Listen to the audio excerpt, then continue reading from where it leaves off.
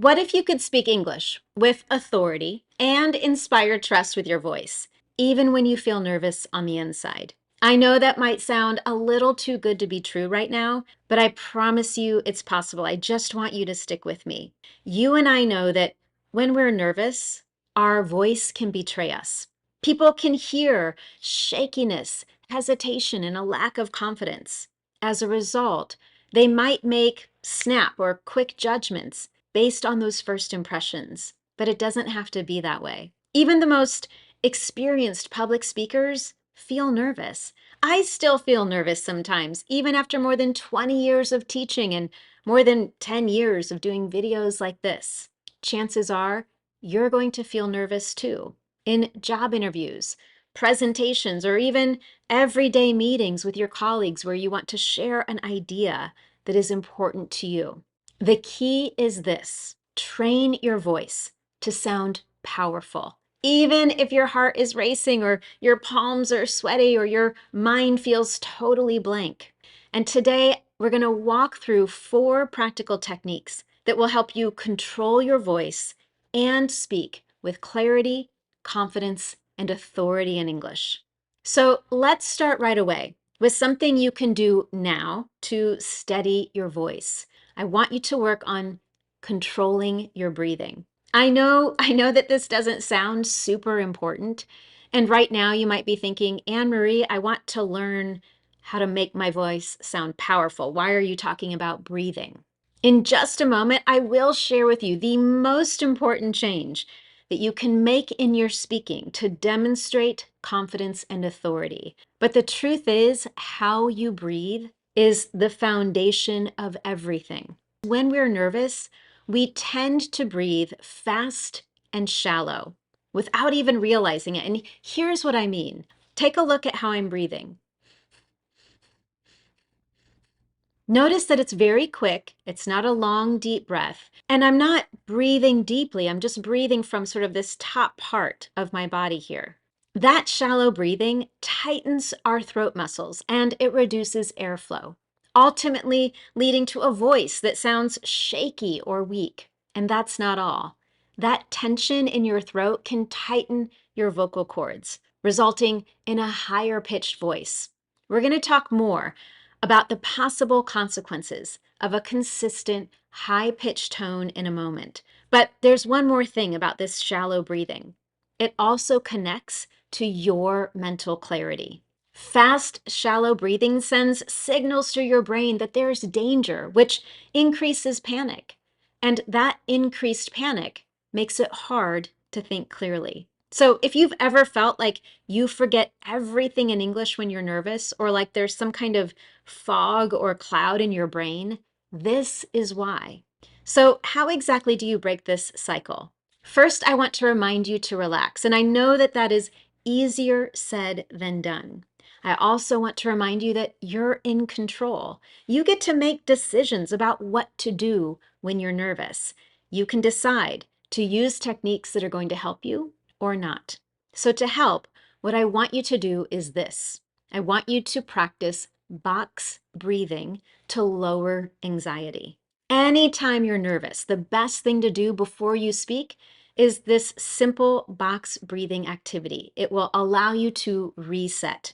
And here's how to do it. It's very simple. Number 1, breathe in for 4 seconds. Hold your breath for 4 seconds. Then slowly breathe out for 4 seconds. And again, hold your breath for 4 seconds before you start that cycle over. I would be more than happy to demonstrate it for you, but I'm not sure you want to watch me breathe for 20 seconds. What I love about box breathing is it's super simple and very subtle. You can do it anywhere. Now, if you're still feeling just a bit uncertain, here's another way to think about this. I want you to imagine smelling something wonderful, like fresh bread, jasmine, or a great cup of coffee. How do you breathe in those moments? You breathe slowly, deeply, like you want to hold on to that smell. That's exactly the breath you want to take before speaking. And here's why. Deep breathing isn't just about relaxation. It's the foundation of your vocal power. When you breathe deeply, it releases tension in your throat jaw, and face. It also gives your vocal cords steady airflow, which contributes to a lower pitch so you sound calm. And it activates your body's natural calm down system. Now that you have breathing in place, let's talk about pausing. When you speak English, I want you to pause more. I want you to go slow and steady. I know this doesn't sound right. When I work with my students on this in Fluency School, the first thing I hear is, Anne Marie, if I pause, won't I sound awkward or less fluent? Actually, the opposite is true. There's this big myth that fluency means speaking fast, but let me show you how fast speaking sounds. When I work with my students on this in Fluency School, one of the very first things I hear is, Anne Marie, if I try to pause, won't I sound more awkward or less fluent? Whew, it is really not easy to speak fast. And the truth is, when I try to speak fast, I lose my breath and I make a ton of mistakes.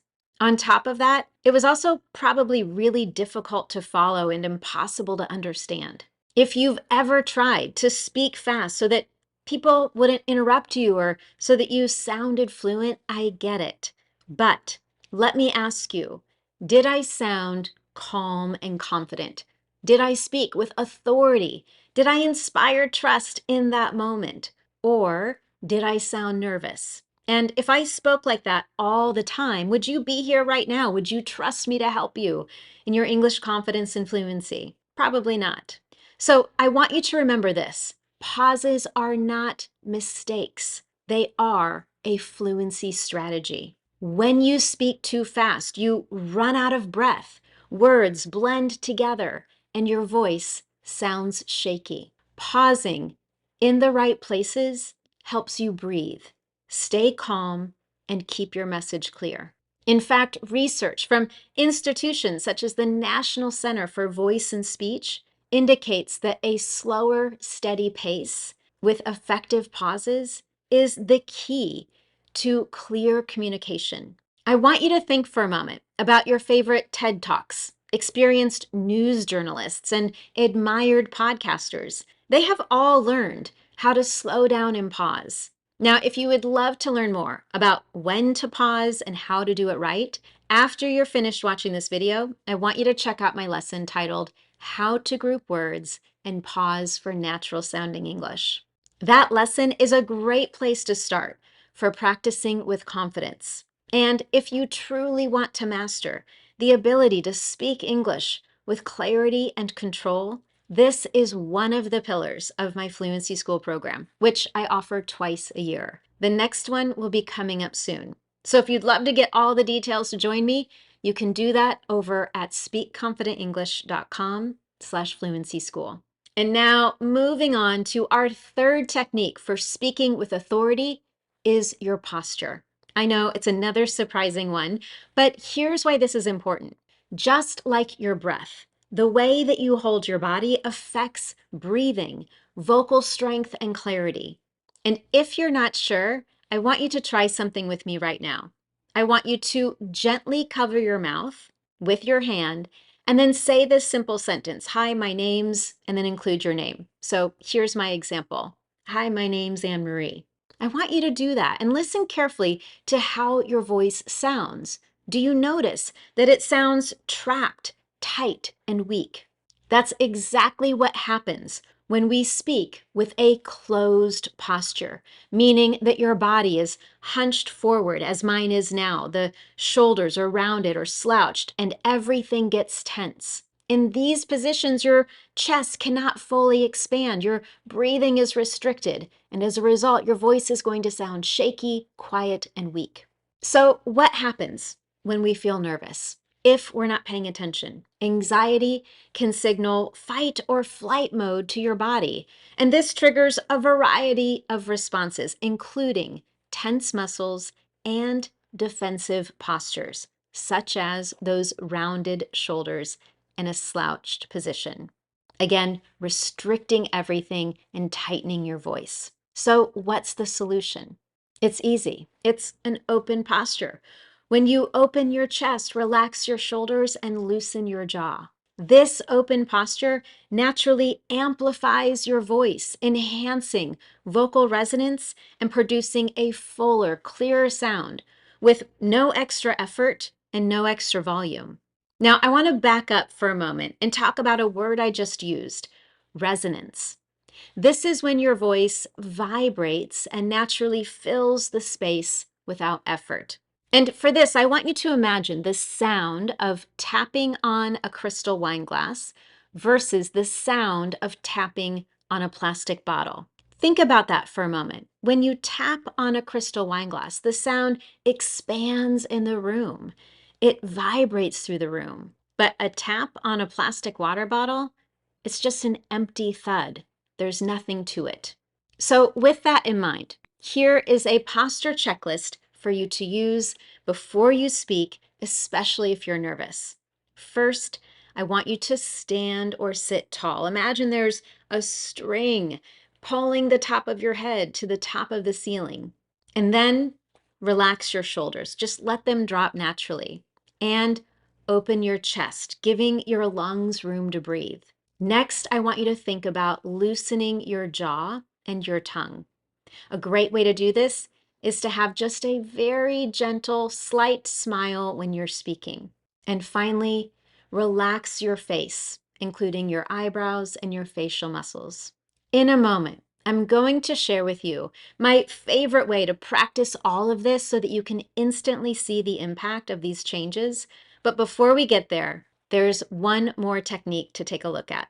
If you saw my lesson last week on rising intonation, you might remember that I briefly discussed upspeak. This is when our sentences sound like questions, even though you're just making a simple statement. Consistent use of rising pitch can lead to negative perceptions, including a lack of confidence, reduced authority, and insecurity, which is the opposite of what we're trying to do. Now, here's what I didn't tell you last week. Anxiety increases the potential for upspeak. And just as a quick reminder, here's what upspeak sounds like. I'm going to say a sentence in two ways, and I want you to listen carefully to the ending. First, this is the best solution. Second, this is the best solution. Listen to those again. Number one, this is the best solution. Number two, this is the best solution. As you notice, those two phrases are exactly the same. I didn't change the words at all. But that change in intonation sent very different messages. In the first one, with rising intonation, I'm indicating that my thoughts on this solution are uncertain. I really don't know if this is the best solution. I feel unclear, and I'm really curious what your thoughts are. In the second one, with that falling intonation, I'm indicating clarity, confidence, certainty. Now, so far in this lesson today, we've talked about the fact that anxiety can lead to shallow, quick breathing, meaning limited air. It can lead to muscle tension and closed posture. And on top of that, anxiety increases fears of interruptions, being misunderstood, and making mistakes. Together, these factors make upspeak a common vocal symptom when nervousness shows up. So, how do you solve this? Well, to start, I want you to try these 4 steps. The first, deep breathing. We want to make sure that we're feeling calm and that we have a full supply of air so that we can finish our sentences strong. Then step 2 is to slow down. Give yourself time to breathe and be in control of your pitch, of your intonation. Then number 3, keep an open posture, creating that physical space for your voice to resonate downward. And finally, have awareness over your pitch. This is going to help bring focus to how you use your voice and how other people hear your voice. So let's practice this together. I'm going to give you a sentence. I'm going to say it with rising pitch, and I want you to do it with me. This is the best approach. And now let's shift to a falling pitch or falling intonation. This is the best approach. Consistently using that falling pitch at the end of your sentences is going to send signals of clarity, confidence, and authority. Now that you have all four of these techniques, I want to show you the best way to practice them. Now, before I share this favorite method of mine, I want to be clear about speaking with authority and confidence. You can start using all of these techniques today, and you will feel, you will hear, you will notice a difference even in your very first sentence. But something else is also true. If these habits have been with you for a long time, they will not disappear overnight. If, for example, upspeak or fast speaking or shallow breathing happens to you without realizing it, the real change will take consistency. You'll need time, repetition, self-awareness, and sometimes even support from others to make lasting change. The good news is, the more you use these techniques, the more natural they become. And every single time you speak English, you have the opportunity to put these techniques into practice. And that brings me to my favorite way to do that, my favorite practice method. And it's very simple. Record yourself speaking and then listen to it. If you've never done that before, I know it can sound uncomfortable. And honestly, it is. No one really likes to hear their voice in a recording. So when you listen to yourself in a recording, you might cringe at first. That's okay, it's normal. A minute or two of discomfort, recording your voice and listening to it, is a very small price to pay for lasting change. Now, let's talk about why I love this method so much and why it's so effective. First, it gives you a safe space to practice all of these techniques that might feel strange the first time you use them. You can try breathing, using pauses, and changing your pitch without the judgment of anyone else around. It's just you. Mistakes are allowed. This practice method also helps you to switch from speaker mode into a more objective listener mode. The truth is, when you listen back to your recording, you're going to hear things that you didn't notice in the moment. You'll notice your speed, your clarity, and your pitch. And lastly, the best part of this practice method is it tracks your progress. If you save a few recordings, and I recommend that you do, you'll start to hear real improvement over time. And that is extremely powerful. So again, if you've never done this before, let me give you a few tips for how to get started. First, just keep it very simple, very short. Just record yourself speaking a few sentences. It doesn't have to be a long presentation. It can literally be just 1 minute talking about your day. And then you stop recording. And the next step is to listen actively. As you listen, ask yourself just one or two things. Did I pause? Did I use falling intonation at the end? It's really important to just focus on one element at a time. Maybe right now, pauses are really important to you, or you are trying to work on posture. Focus on one thing at a time.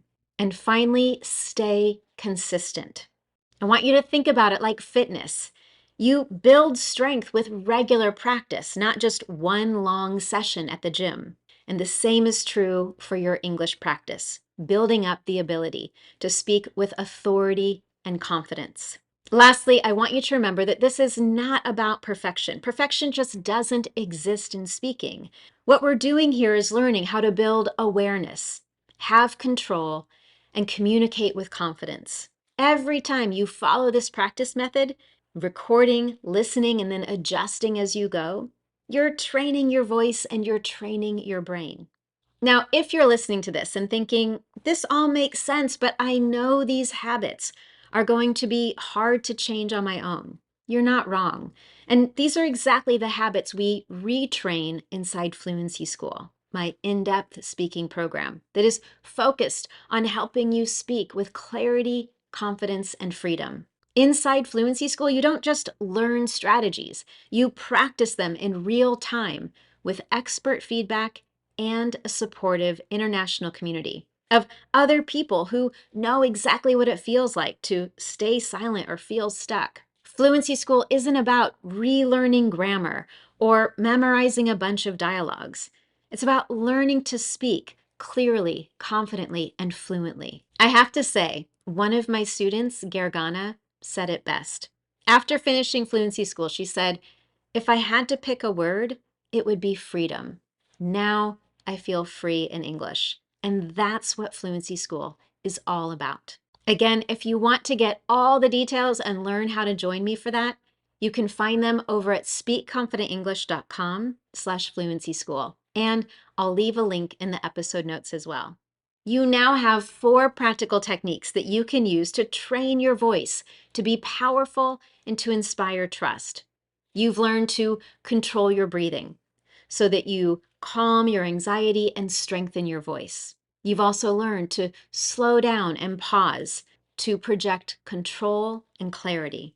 You've learned the importance of opening your posture so that you enable full vocal power and resonance. And you've learned to end statements with certainty to signal confidence and authority. These aren't just tips. They're voice control techniques backed by research on the nervous system, vocal mechanics, and listener perception. So now it's your turn. I want you to take the opportunity to use that recording method I shared with you today. Record yourself speaking aloud, even if it's just for a minute, using these 4 techniques. Notice which one makes the biggest difference for you. And after you give it a try, share it with me in the comments. I would love to know how it goes for you. And don't forget that if you want to learn more about pausing in English, be sure to check out my lesson, How to Group Words and Pause for Natural Sounding English. As always, if you found this lesson helpful to you, don't forget to subscribe or follow wherever you're listening or watching from today. Thank you so much for joining me, and I look forward to next time.